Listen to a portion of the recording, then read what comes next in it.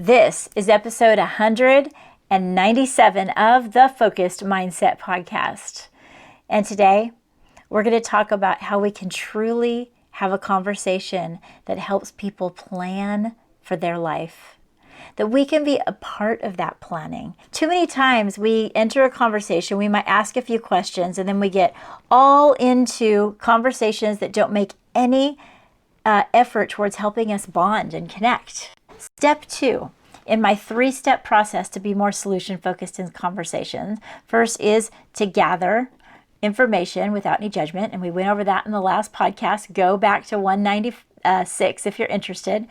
Now we're going to talk about planning with purpose and being a purpose-driven listener. And tomorrow we're going to talk about how to get people to start and how to truly be encouraging to them moving forward in their life. So let's get started. Okay, here we are on day 2. Congratulations, you got through day 1. Those of you who haven't done day 1, download the Lead with Hope Conversation Navigation Training, and it's absolutely free to use, so why not? It's time for us to level up our communication, and it starts with our mindset. Most of you have already discovered the power of truly staying curious in a conversation through gathering information without any judgment. Now, we're at the heart of the solution-focused practice, and that's really helping another person plan with purpose. Because honestly, hope happens in our life when we can see a pathway to a brighter future, and then we want to move in that direction. It really is important, though, that we think about what we put our hope in. Because we can put our hope in the completely wrong place that doesn't truly align with our values. And we'll be going in a direction that we don't really want to be in. Everything feels wrong within us. And we can just keep pressing forward, thinking that that's the way to go, when really we weren't planning with our real purpose in mind, based with our values and our beliefs. So I believe that step 2 in my GPS conversation navigation is so truly important, because this is when we help them find out a plan that works for their life. It's when we truly step away from sharing our opinion for a minute, and we truly step away from the thing within us that just wants to say, hey, I know exactly how to do this. And we figure out what's going to work for them.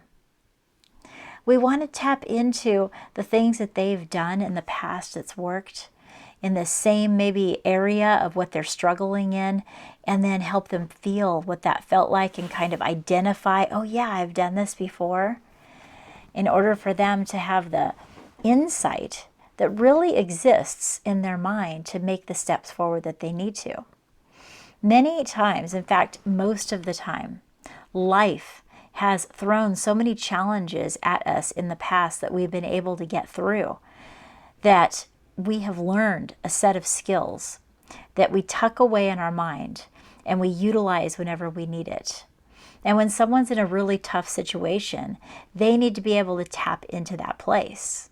And you're going to do that by asking questions, not just to check a box off of your list of things you need to do in a conversation, but out of truly wanting to figure out what's going on with them, what's really going to work for them.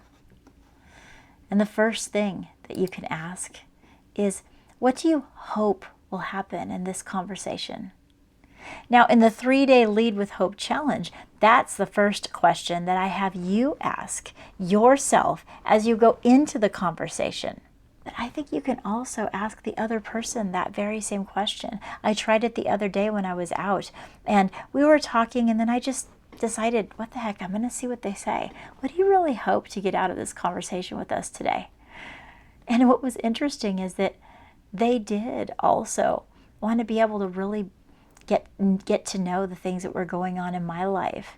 And it became an exchange where I wasn't overly sharing, or they weren't overly sharing, but we were really beginning to bond over the things that we truly were curious about each other's lives. See, asking something like, what do you hope will happen in this conversation? Asking it to yourself puts you in the right mindset. That's what basically helps you say, okay, this is where I'm headed. I'm hoping to build a stronger connection. I'm hoping to be able to help them be empowered. Whatever that is that you need to whisper to yourself. The second question I ask you to ask yourself before you enter a conversation is, if you were able to know for sure that that person was going to feel hope as a result of talking to you, what difference would it make to you? It excites me to even think about that. If I can go in a conversation rather than questioning if it's going to go well and panicking secretly in my mind that I might be in an uncomfortable moment, and I go in with the confidence of knowing that I know that as a result of talking to me, they're going to feel more hopeful. It allows you to be in the right headspace. And the next question is, imagine the best version of yourself was present in your very next conversation. Or if you're going into a conversation, in this conversation, imagine the best version of myself is with me. What would that version do more or less of? It's a little deeper, right? That's something you might want to ponder on your way to the event, on your way to having the conversation, before you tell that person, hey, we got to have a tough conversation. How do I want to approach this if I was my very best self? You kind of elevate yourself above the situation, I guess. It's almost like a visualization activity that you put yourself through before a conversation. And you say, what do I truly envision my best self doing in a conversation? If they were to walk away and be like, wow, that really was an impeccable conversation that we had. What do I want to be doing? This is the type of planning that we need to do for ourselves, purposeful, before we go into a conversation. These are things that people don't really talk about. Now, there's a time and place where we can dive into all the logistics of exactly how to have challenging conversations. But as you can see, this is really focusing on the solution-focused steps that we can take in our mind before we enter in the conversation and while we're in the conversation. Most of what we do is always colored with the dialogue that we're having with ourselves. So ask yourself that question of, what in the world would the best me do? And then follow that and believe in it. Now, as you answer these questions, you're going to begin to immerse yourself and really understand the power of having purposeful planning. And you'll know what it can do for you. And every conversation is an opportunity to empower and inspire. And you can take this knowledge into your everyday interactions and be a beacon of hope for those that you communicate with. And I also have some steps that you can do in day 2 that we're going to talk a little bit about in this podcast. And the first is that you can have some purposeful reflection. You can begin your day with a reflection exercise to sit down and set your intention. Think about the specific goals that you have, that you want to achieve in your conversations, and write down affirmations to help you hold true to that in your mind. I talk a lot about how it takes planning, and this is how we can do it. If we want to be intentional about helping people plan for their life, we also need to practice that for ourselves. Like I always say, it all goes together. Write down in detail what you hope to achieve and why it's important to you. That is really why I made the 30 Days to Higher Hopes journal, is so people can begin to really utilize writing to help them shape who they want to become. It really helps us in our family as well. This podcast is rooted really in family life, and having a family life that's strong and confident. But I think that every part of our life has a play in that. And if we are out there just feeling icky about the way that we're having conversations, it trickles into every part of our life. And we don't want our kids to be the ones that get the worst of us. We want our kids to still get the best of us. So this type of planning helps us do exactly that. I have an episode that you can look back on, and that is episode 135. It's looking at your family's future through the lens of hope. And it gives you a little breakdown that's of things that are in my 30 Days to Higher Hopes book. And that is what I suggest that you enhance your learning through.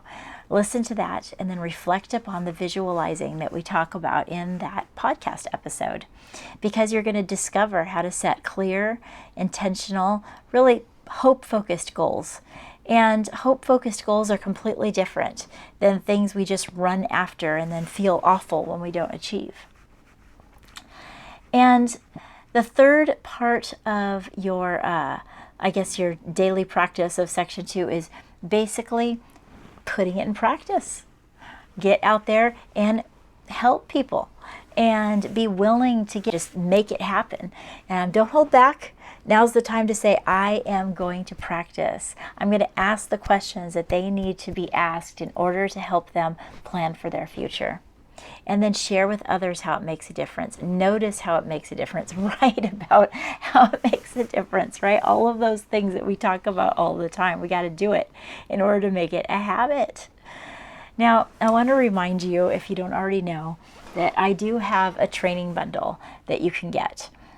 It's really a module of 7 different video trainings that you can watch that will follow along with every step that I have in my 30 Days to Higher Hopes journal.